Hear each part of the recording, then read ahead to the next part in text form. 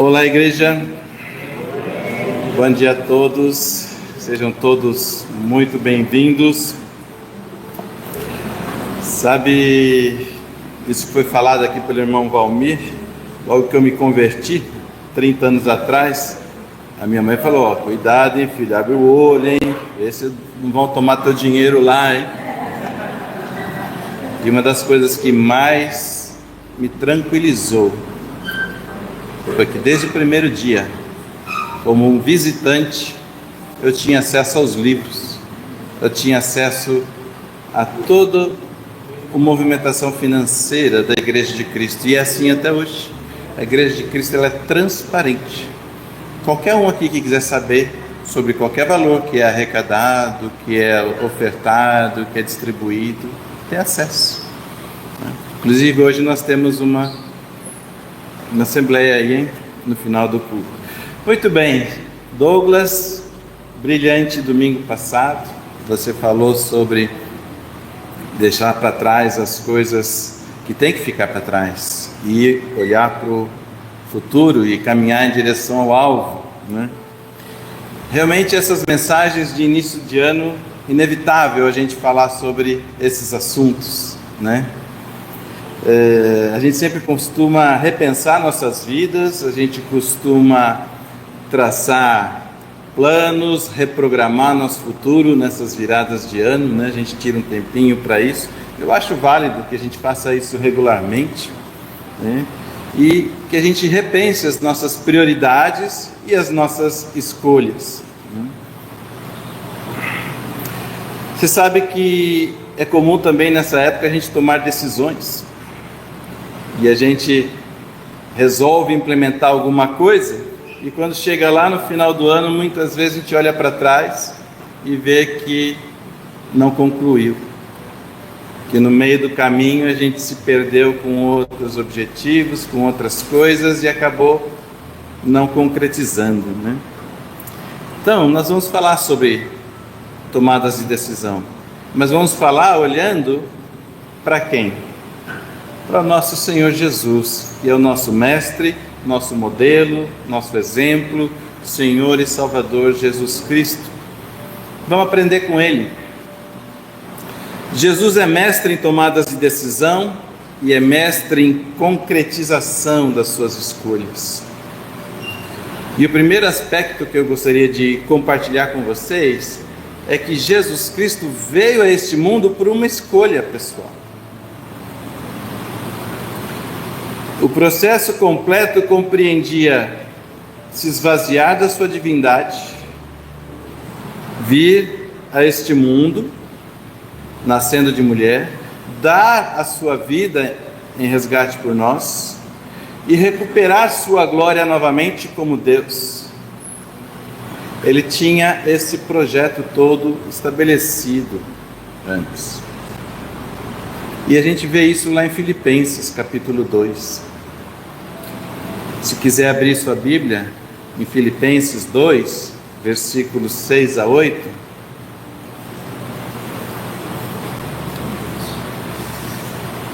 A gente lê: Jesus, subsistindo em forma de Deus, não julgou como usurpação o ser igual a Deus.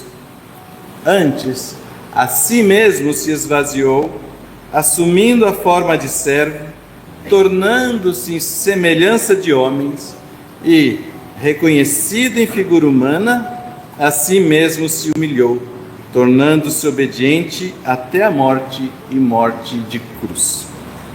Jesus escolheu vir ao mundo para se oferecer em resgate por nós.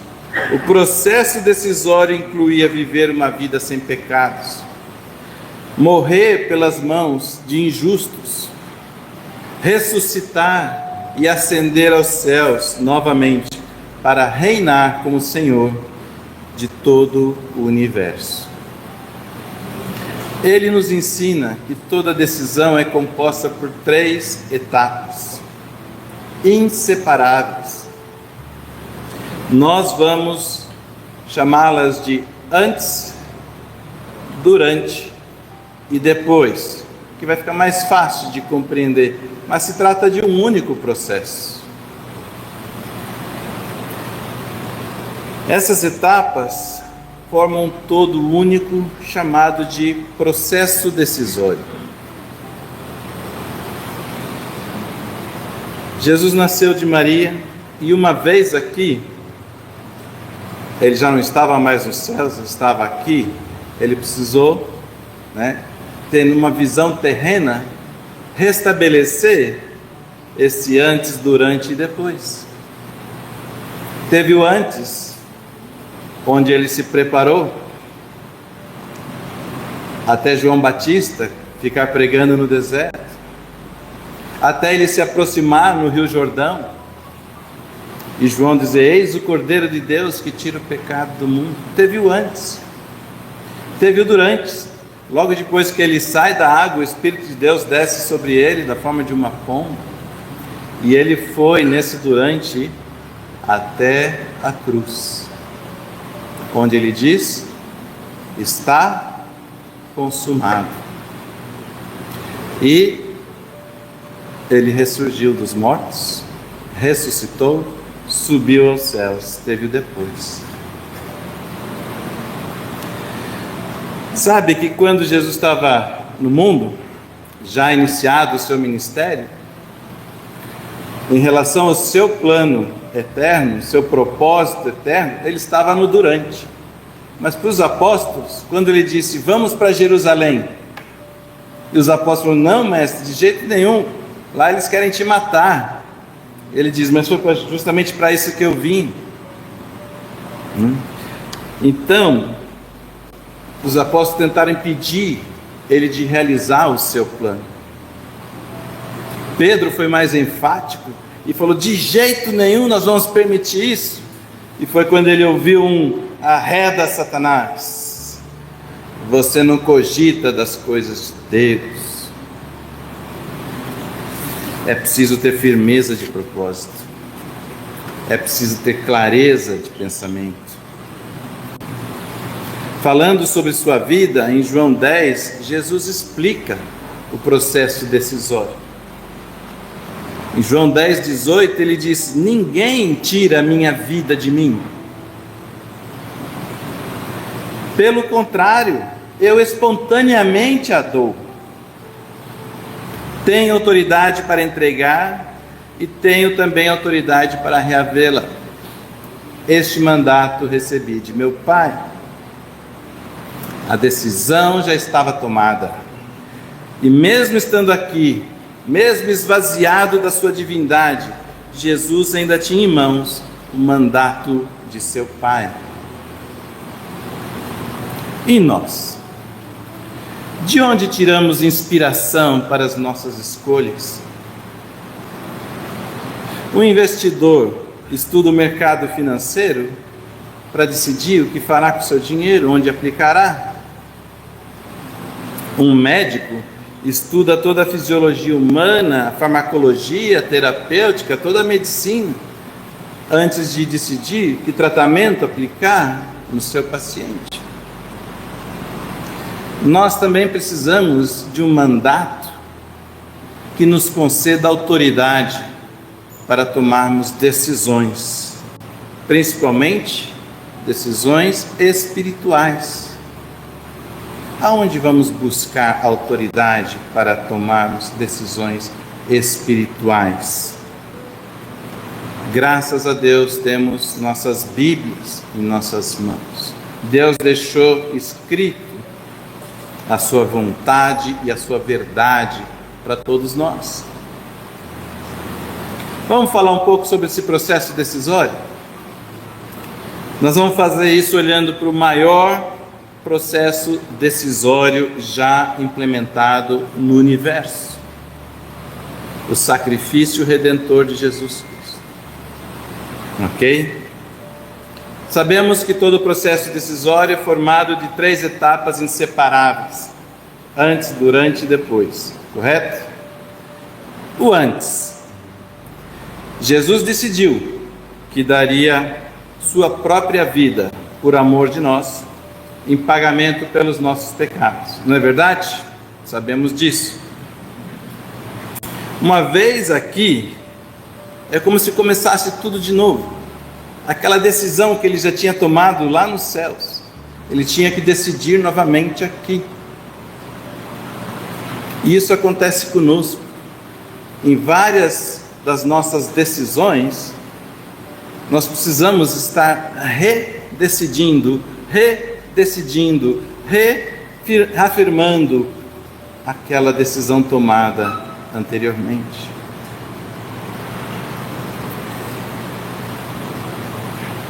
Mateus 26:39 diz que Jesus, adiantando-se um pouco enquanto orava, prostrou-se sobre o seu rosto, orou e disse: Pai, se possível, passe de mim este cálice.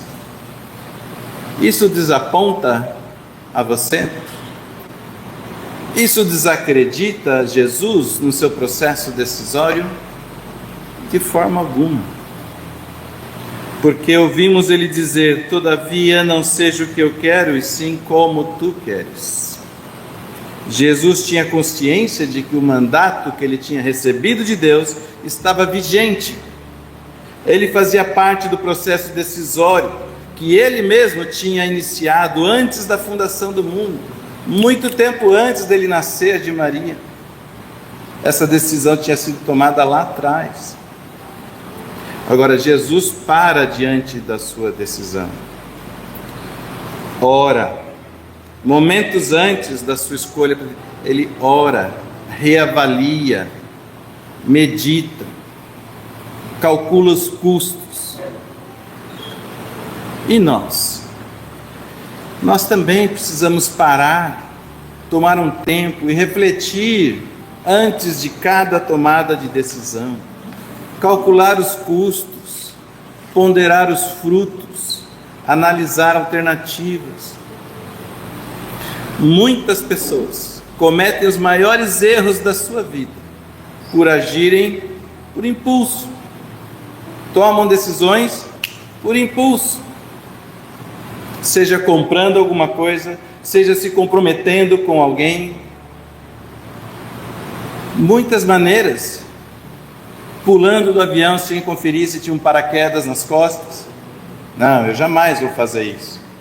A gente faz. Quem faz check-up do carro todo dia antes de uma viagem, toda vez, para ver se tem óleo, se tem gasolina, calibra os pneus.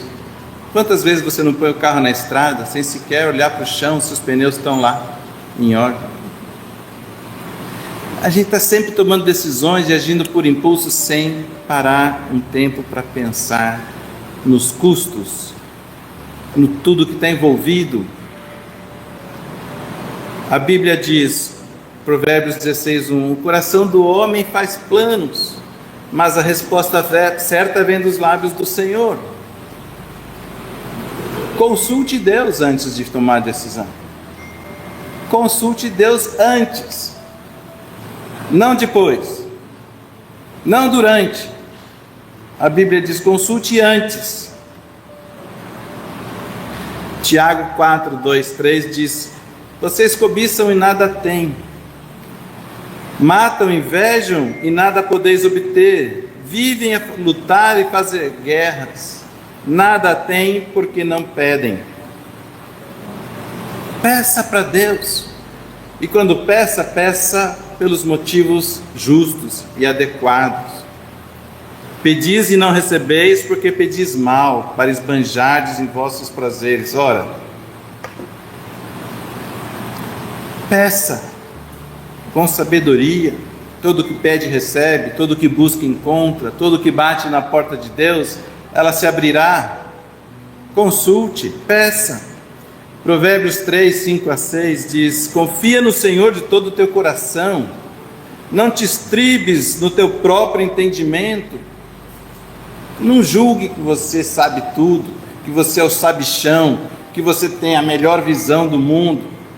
Não, seja humilde, reconhece Deus em todos os teus caminhos, Ele endireitará as tuas veredas.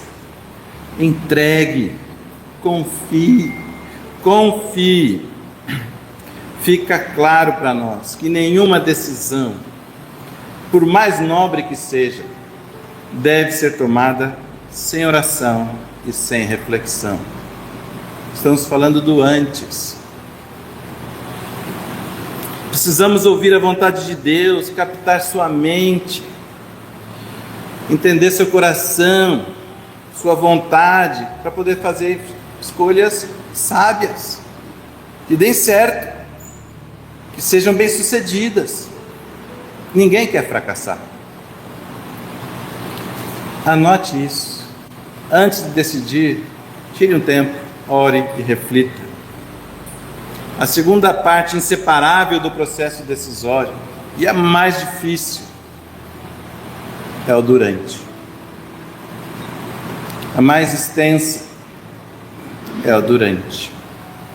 Tudo que você resolver fazer na vida terá esse período do durante.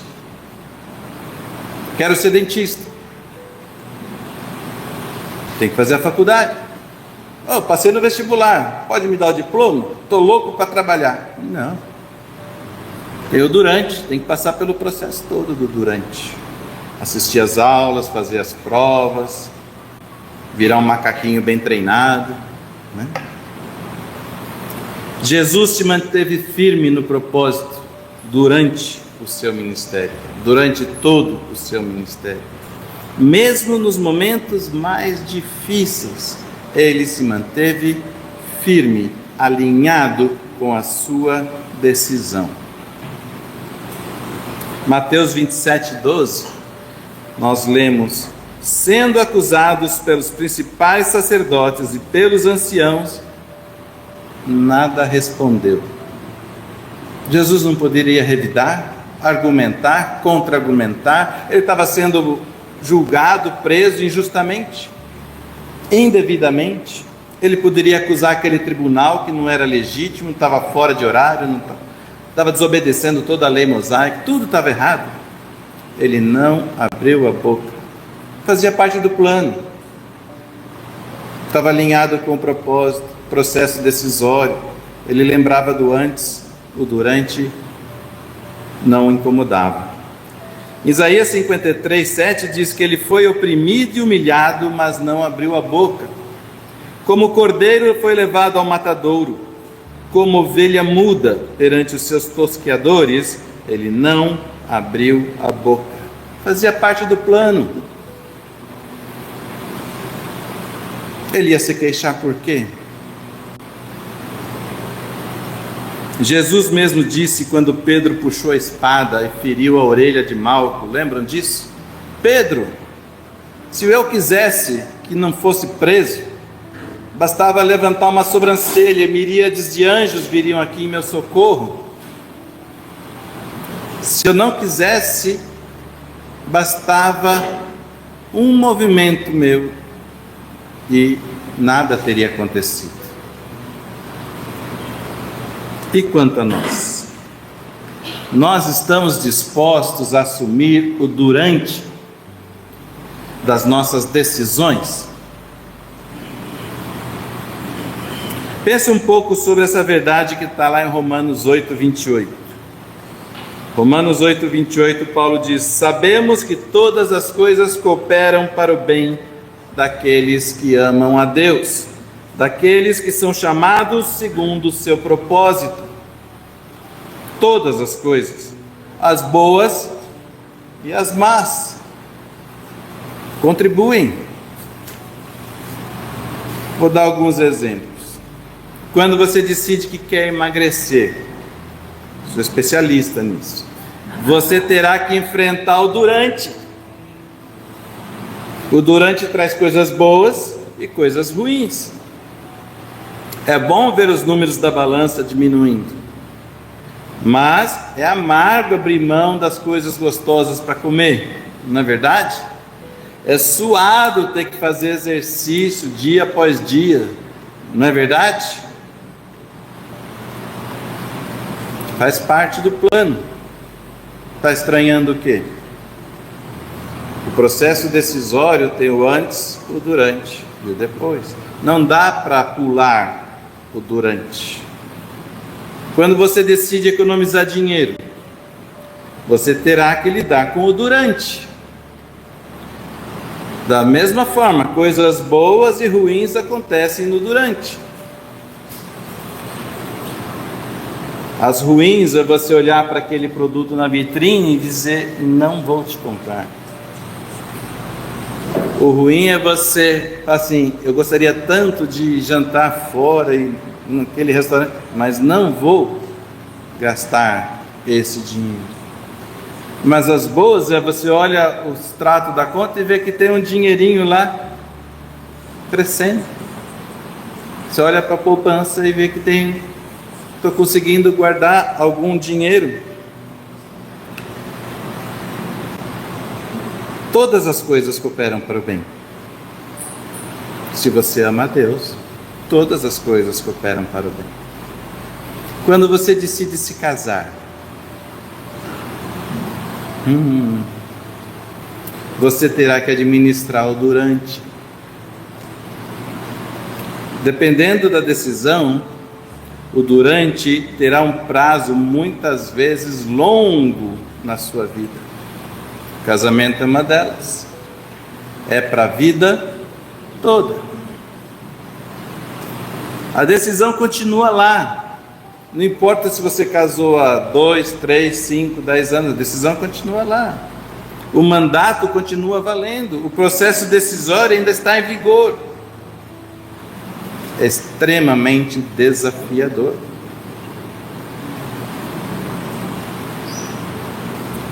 Os hebreus, quando saíram do Egito, eles tinham antes, Moisés foi lá, cajado, Deus mandou sinais, as pragas, Faraó abriu a mão, tiveram que atravessar o Mar Vermelho, entraram no deserto, e a terra prometida, fracassaram no durante, ficaram 40 anos lá, e aqueles que estavam lá não chegaram. Foi a geração seguinte que entrou na terra prometida. Foram os herdeiros que herdaram a terra. Nem próprio Moisés entrou. O durante requer perseverança. Qualquer coisa que você decida vai exigir de você perseverança. A última etapa do processo decisório é o depois. Graças a Deus tem o depois. Graças a Deus tem as vitórias. Jesus nunca perdeu de vista o depois. O fruto do seu sacrifício, o benefício maior da sua decisão. O profeta Isaías já havia falado sobre isso 700 anos antes.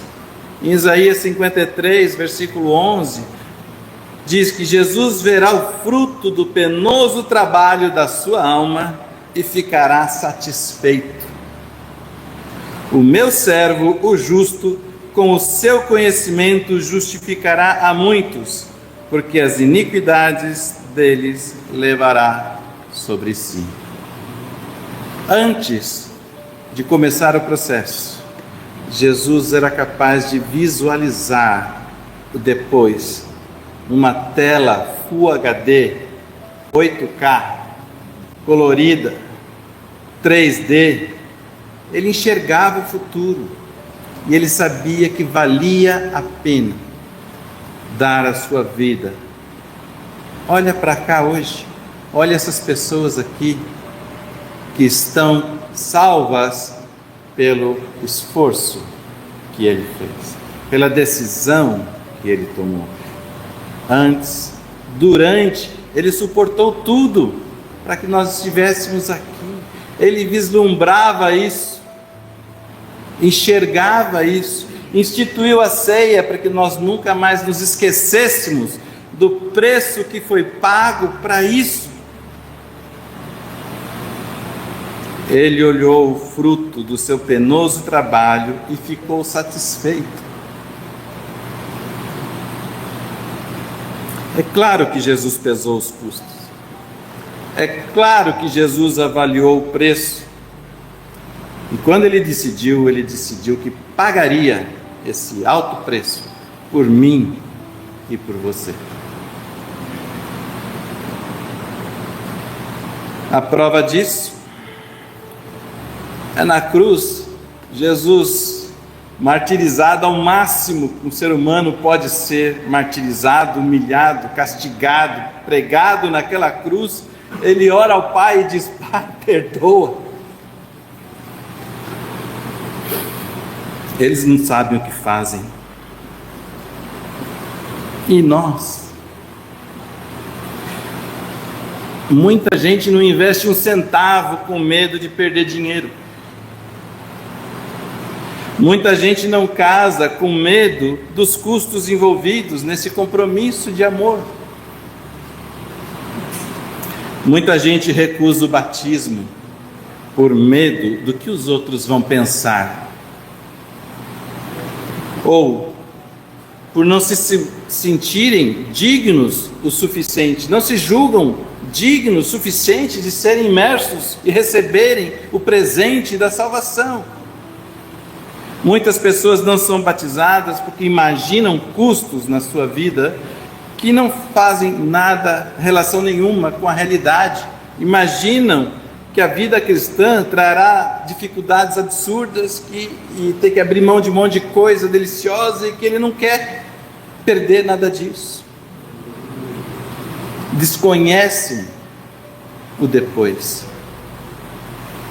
E por isso não tomam a decisão de nascer de novo. Nunca receberão os dividendos dessa decisão. Como serão salvos? Como herdarão os céus? Se não decidirem. O Evangelho de João relata outra decisão que Jesus tomou. Talvez tenha passado despercebido nas suas leituras. Jesus estava seguro e decidido, tão decidido que ele repetiu 4 vezes a mesma palavra. Abra em João 6, versículo 39. João 6, 39.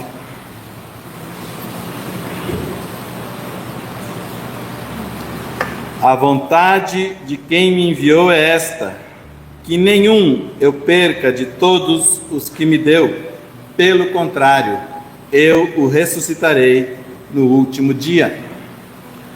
Versículo 40. De fato, a vontade de meu Pai é que todo homem que vir o Filho e nele crer, tenha a vida eterna, e eu o ressuscitarei no último dia. Versículo 44. Ninguém pode vir a mim se o Pai que me enviou não o trouxer, e eu o ressuscitarei no último dia. Versículo 54. Quem comer a minha carne e beber o meu sangue tem a vida eterna, e eu o ressuscitarei no último dia. Jesus decidiu isso. Você acha que ele vai cumprir ou não? Ele decidiu isso. É uma decisão pessoal dele. Aquele que decidir por mim, eu o ressuscitarei no último dia. Aquele que se arrepender dos seus pecados, crer na minha mensagem, confessar o meu nome e for batizado, eu o ressuscitarei no último dia. É uma decisão dele, não da igreja. A decisão é dele. A pergunta que eu deixo é: eu e você fazemos parte desta decisão?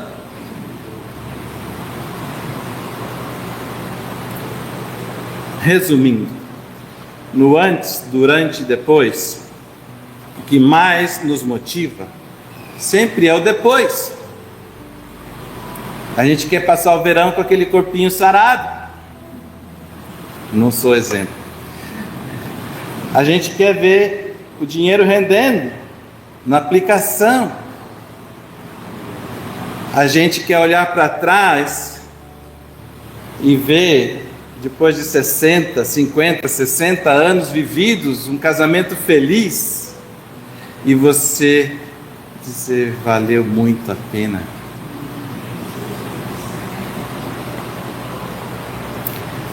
O depois precisa estar numa visão colorida, nítida. Você precisa enxergar. Por isso que a Bíblia diz: olhe para o alvo. Você pregou sobre isso domingo passado. Olhe para Jesus. Ele é o autor e consumador da nossa fé. Olhe para o prêmio da soberana vocação. Esqueça o que ficou para trás. Olhe e caminhe em direção à sua decisão. Quem aqui já jogou amarelinha? É um jogo sensacional, extremamente educativo. Você tem lá os números, né? 1, 2, 3, 2. Você tem lá na ponta o quê? O céu. E você tem que tomar a decisão, se você quer chegar no céu, de ir pulando numa perna, hora duas, hora uma, pulando. E sabe o que mais? No meio do caminho vão ter obstáculos. Você não tem que jogar lá a pedrinha e catar. E você tem o durante é difícil. Qual o período mais difícil? É o durante. Mas quando você chega no céu, os anjos vão estar aplaudindo. Jesus vai te receber de braços abertos. Você consegue imaginar o céu? Você consegue se imaginar no céu? Sabe que Paulo também fez a sua própria escolha. Também foi acompanhado adiante, durante e depois. Em 2 Timóteo 4,7 diz que eu combati o bom combate, completei a carreira, guardei a fé. O durante foi penoso e eu aguentei firme. Ele conta que trocar tudo que ele era antes de conhecer Jesus, tudo que ele tinha antes de conhecer Jesus, para poder ter a Cristo, foi a melhor e mais importante decisão que ele tomou na vida dele. Filipenses 3,8, Paulo diz: sim, deveras considero tudo como perda, por causa da sublimidade do conhecimento de Cristo Jesus, meu Senhor, por amor do qual perdi todas as coisas e as considero como refúgio, como lixo, como esterco, para ganhar a Cristo. Paulo estava seguro de que havia tomado a decisão certa. Você e eu sabemos como foi penoso para ele, quantas vezes açoitado, apedrejado, naufragado, quantas vezes lutou pela própria, passou fome, nudez, prisão, humilhação, tudo. E ele diz que foi a melhor decisão da vida dele.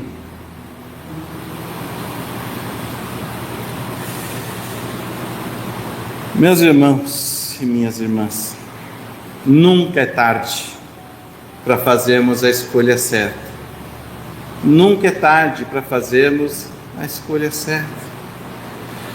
Nunca é tarde para retornarmos ao caminho se nos desviamos dele. Nunca é tarde para retomar as rédeas e perseverar.